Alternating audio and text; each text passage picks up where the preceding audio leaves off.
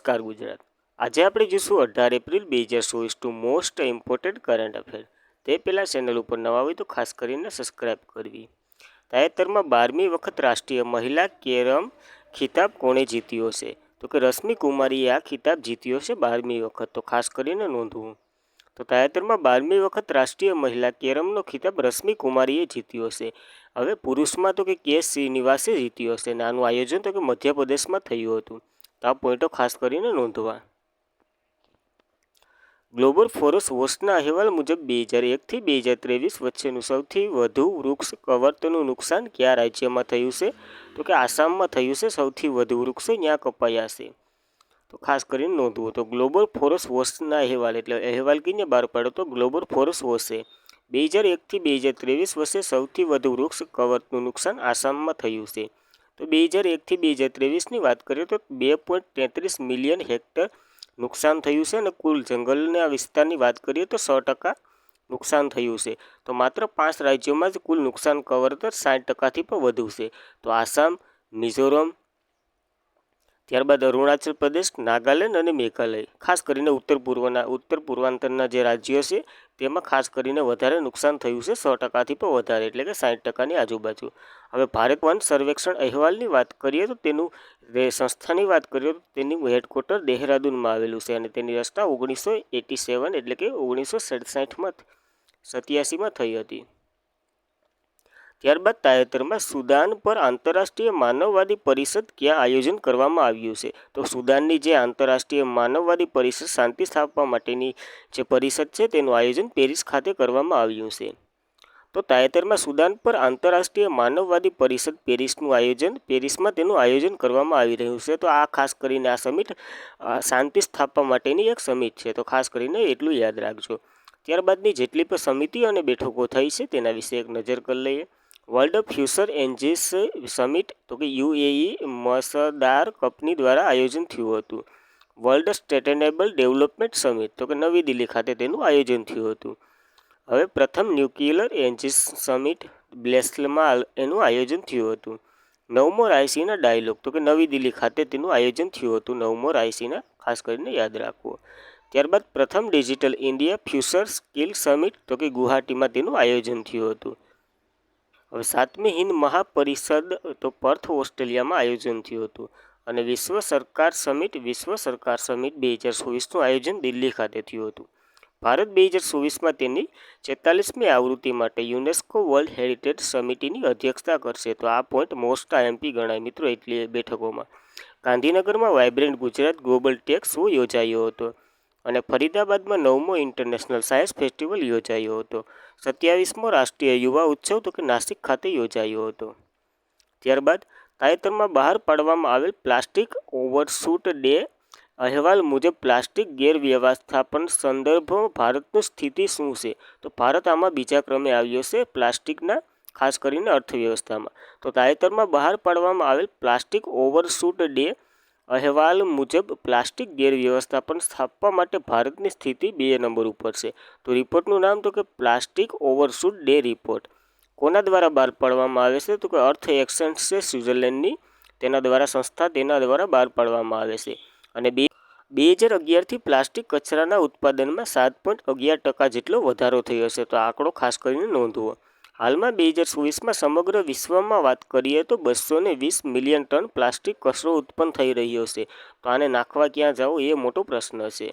ભારતે 7.4 બિલિયન ટનનું ઉત્પાદન કર્યું છે આ વખતે। વિશ્વના તમામ પ્લાસ્ટિક કચરાથી 60% માટે 12 દેશો જવાબદાર છે, જેમાં ભારતનો પણ સમાવેશ થાય છે। પહેલા નંબર ઉપર ભારત અને બીજા નંબર ઉપર ચીન છે, તો ખાસ કરીને આ પોઈન્ટ નોંધવો। હવે ભારત માથાદીઠ પ્લાસ્ટિક કચરાનું ઉત્પાદન 8 કિલોગ્રામ છે અને સૌથી વધુ બેલ્જિયમ એટલે કે 147.7 કિલોગ્રામ છે। તો એના કરતાં ઓછું છે પણ 8 કિલો ઓછું છે એ પણ કંઈ ઓછું ન કહેવાય। તો ભારત માટે આ નુકસાનકારક એટલે કે ગંભીરતાની વાત છે। હવે વેસ્ટ મેનેજમેન્ટ ઇન્ટરનેશનલ ટોપ ઉપર કોણ હતું? તો કે એરેટિયા છે અને સહેલું તો કે બુમાડો છે। અને પ્લાસ્ટિક ઓવરશૂટ દિવસ ક્યારે ઉજવવામાં આવે છે? તો કે 5 સપ્ટેમ્બરે ઉજવવામાં આવે છે વિશ્વનો પ્લાસ્ટિક ઓવરશૂટ ડે। હવે પ્લાસ્ટિક ઓવરશૂટ દિવસ ભારતમાં ક્યારે ઉજવવામાં આવે છે? તો કે 23 એપ્રિલે ઉજવવામાં આવે છે એટલે કે રાષ્ટ્રીય હવે પુસ્તકો અને કોપીરાઇટ દિવસ પર તે દિવસ ઉજવવામાં આવે છે 23 એપ્રિલે. તો ખાસ કરીને આ 2 પોઈન્ટ નોંધવા દિવસો. ત્યારબાદ કેન્દ્ર સરકારે બાગાયતી ખેડૂતોને સબસિડી આપવા માટે કયું ડિજિટલ પ્લેટફોર્મ શરૂ કર્યું છે? તો સીડીપી સુરક્ષા આવું નામનું પોર્ટલ શરૂ કર્યું છે. તો કેન્દ્ર સરકારે બાગાયત ખેડૂતો માટે સબસિડી આપવા માટે ડિજિટલ પ્લેટફોર્મ તૈયાર કર્યું છે, જેનું નામ તો કે સીડીપી સુરક્ષા રાખ્યું છે. હવે સીડીપીની વાત કરીએ તો તેનું ફૂલ ફોર્મ તો કે કલ્ચર ડેવલપમેન્ટ પ્રોગ્રામ થાય છે. આમાં હાલ તો કે 4 બેંકોએ ભાગીદારી કરી છે. HDFC, ICICI, bank of Baroda, SBI વગેરે આ 4 બેંકોએ આમાં સમર્થન આપ્યું છે. હવે બાગાયતને લગતા થોડાક ક્વેશ્ચનોની વાત કરીએ તો દ્રાક્ષને તો કે વર્ટિકલ્ચર કહેવામાં આવે છે. અળસિયાની ખેતીને તો કે વર્મી કલ્ચર કહેવામાં આવે છે. મત્સ્ય ઉદ્યોગમાં તો કે સેરીકલ્ચર કહેવામાં આવે છે. અને મધમાખી કેન્દ્રને મધમાખી ઉછેર કેન્દ્ર કહેવામાં આવે છે. તો ખાસ કરીને આ પોઈન્ટો પર નોંધવા. ત્યારબાદ તાજેતરમાં લોગેન્ટ સલો ફેસ્ટિવલ ક્યાં આયોજન કરવામાં આવ્યું છે? તો આ લોગેન્ટ સલો ફેસ્ટિવલનું આયોજન અરુણાચલ પ્રદેશમાં હાલ જ શરૂ છે. તો આ લોગેન્ટ સલો ફેસ્ટિવલ અરુણાચલ પ્રદેશમાં ઉજવાય છે. આ અરુણાચલ પ્રદેશની એક આદિજાતિ છે, તેના દ્વારા ઉજવવામાં આવે છે અને સૌથી મોટો ફેસ્ટિવલ છે. તો ખાસ કરીને પોઈન્ટ નોંધવો. હવે અરુણાચલ પ્રદેશની વાત કરીએ તો તેમનું કેપિટલ ઈટાનગર છે અને સીએમ તો કે પેમા ખાંડુ છે. રાજ્યપાલની વાત કરીએ તો કેવલ્ય ત્રિકમ પિનારાઈ છે. તો ખાસ કરીને આ પોઈન્ટ નોંધવો. ત્યારબાદ અરુણાચલ પ્રદેશના તાજેતરના કરંટ અફેરની વાત કરીએ તો 27મો જિલ્લો બીકોમ બન્યો હતો અને કીપનાપોર 26મો જિલ્લો બન્યો હતો. ગોસર ફોર festival, Solung festival, Siang river festival, પાકેપાંગ હોર્નબિલ ફેસ્ટિવલ અને સરસિંગ સરાય ફેસ્ટિવલ, વાંછોક લાકડા હસ્તકલા વગેરે અરુણાચલ પ્રદેશના ફેસ્ટિવલો છે.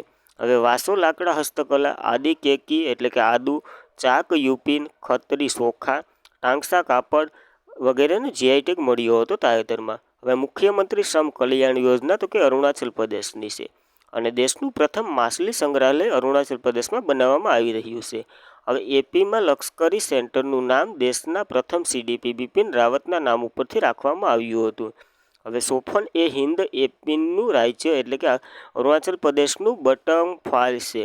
હવે 100% ઘરગથ્થુ નળ પાણી જોડનાર પ્રાપ્ત કરનાર પ્રથમ પૂર્વોત્તરનું રાજ્ય કોણ બન્યું હતું? તો કે અરુણાચલ પ્રદેશ બન્યું હતું. તો એટલામાં અરુણાચલ પ્રદેશ સરસામાં રહ્યું હતું.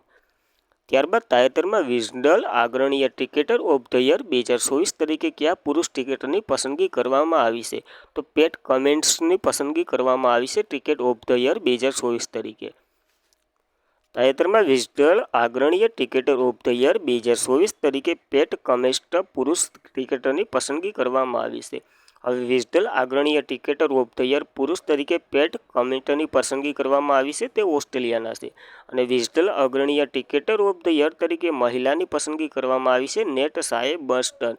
તે પ્રથમ ઇંગ્લેન્ડના મહિલા છે. તો ખાસ કરીને નેટ સાહેબર બર્સ્ટનને યાદ રાખવા, કારણ કે પ્રથમ ઇંગ્લેન્ડના મહિલા છે, તેની પસંદગી કરવામાં આવી છે. હવે વર્ષ 2024માં વિઝડલ અગ્રણીય T20 ક્રિકેટર તો કે હેલી મેથ્યુલ હતા, તે વેસ્ટ ઇન્ડિઝના છે. અને વિઝડલ વર્ષ 2024 માટે અગ્રણીય ટેસ્ટ ક્રિકેટર તો કે ડેવિસ હેડ છે, તે ઓસ્ટ્રેલિયાના હતા. હવે વિઝડલને ટોચ 5 ક્રિકેટરની યાદી જાહેર કરી હતી. તેમાં Harry Bruce, Usman Khawaja, Mark Wood, Mitchell સ્ટાર્કર, એરલી ગાર્ડન વગેરેનો સમાવેશ થાય છે. આ 5 ક્રિકેટરની યાદી પર એને બહાર પાડી હતી. ત્યારબાદ વિઝનલ ક્રિકેટર અલ્મા નેટ અથવા તો ફક્ત વિઝન ક્રિકેટરનું બાઇબલ યુનાઇટેડ કિંગડમ વાર્ષિક ધોરણે પ્રકાશિત થાય છે. તો ક્રિકેટના સંદર્ભનું એક પુસ્તક છે, તો ખાસ કરીને યાદ રાખવું.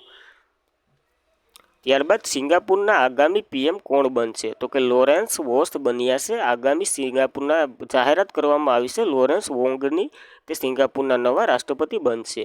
તો સિંગાપુરના અગ્રણીય પીએમ તરીકે લોરેન્સ વોંગ્સની બનશે, એટલે કે ખાલી જાહેરાત કરવામાં આવી છે.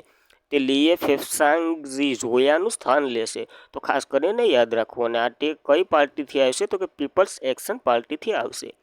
હવે સિંગાપુરની વાત કરીએ તો તેમનું કેપિટલ સિંગાપુર શહેર છે. અને ચલણની વાત કરીએ તો સિંગાપુર ડોલર છે. અને હાલના પ્રમુખ તો કે થર્મન પર્ણમુગરત્નમ છે. તો ખાસ કરીને નવા પીએમ લોરેન્સ વોંગ્સ બનશે. ત્યારબાદ તાજેતરમાં ન્યૂઝવીકના કવર પર દેખાનાર બીજા ભારતીય વડાપ્રધાન કોણ બન્યા છે? તો આ બીજા ભારતના વડાપ્રધાન છે નરેન્દ્ર મોદી. નમો તે બનશે બીજા ભારતીય. પ્રથમ તો બની ચૂક્યા હતા આગળ જ. તો તો તાજેતરમાં ન્યૂઝવીકના કવર પર દેખાતા બીજા ભારતીય વડાપ્રધાન નરેન્દ્ર મોદી બનશે. પ્રથમ કોણ બન્યા હતા? તો કે ઇન્દિરા ગાંધી બન્યા હતા 1966માં. અને Time person of the year તરીકે Taylor Swift time power icon 2024નો એવોર્ડ તો કે વિજય જૈનને મળ્યો હતો. તો Time person of the year તરીકે ટેલર સ્વિફ્ટને યાદ રાખવા અને ટાઈમ પાવર આઇકોન 2024 તરીકે એવોર્ડમાં તો કે વિજય જૈન. તો આ 3 એવોર્ડો ખાસ કરીને 2 એવોર્ડો અને એક નિયુક્તિ વડાપ્રધાનની ખાસ કરીને યાદ રાખવી. ત્યારબાદ મિત્રો વનલાઇનર સ્વરૂપે કરંટ અફેર જોઈ લઈએ તે પહેલાં ચેનલ ઉપર નવા હોય તો ખાસ કરીને સબસ્ક્રાઇબ કરવી. માહિતી તમને કેવી ઇમ્પોર્ટન્ટ લાગે છે તે પ્રમાણે કોમેન્ટ કરવી અને વિડીયોને તમારા મિત્રો સુધી શેર કરો અને લાઇક કરો. તાજેતરમાં નેપાળમાં યુપીઆઈ ચૂકવણી સેવા શરૂ કરનાર ઈ સેવા અને હાર્નપોખમાં સાથે ફોનપે પર કરાર થયા છે. આકાશવાણી અમદાવાદ તેનો 75મો સ્થાપના દિવસ ઉજવશે. હિમાચલ પ્રદેશ ધર્મશાળા ક્રિકેટ સ્ટેડિયમમાં ભારતની પ્રથમ હાઈબ્રિજ પીચ મળી આવી છે, એટલે કે નિર્માણ થઈ ગયું છે. બ્રિટન સંસદે વિશ્વનું સૌથી કડક ધૂમ્રપાન વિરોધી બિલ પસાર કર્યું છે તાજેતરમાં જ. મેન્જિન્યાઇટિસ માટે રસી રજૂ કરનાર નાઇજીરિયા પ્રથમ દેશ બન્યો છે. હવે ઇસરોએ 2030 સુધી અવકાશ મિશનને કંટાળા મુક્ત કરવાની જાહેરાત કરી છે, એટલે કાટણ મુક્ત કરવાની જાહેરાત કરી છે ઇસરોએ. હેમોફિલિયા દિવસ 2024 17 એપ્રિલના રોજ ઉજવવામાં આવ્યો છે.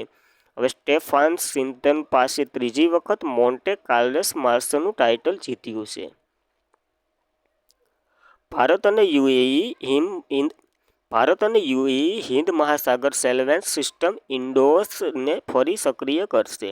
હવે રામનવમીના અવસર પર અયોધ્યા ભગવાન રામલલાની મંદિરમાં સૂર્ય તિલકની દુર્ઘટના જોવા મળી છે. તો ખાસ કરીને ચર્ચામાં બહુ રહ્યું હતું.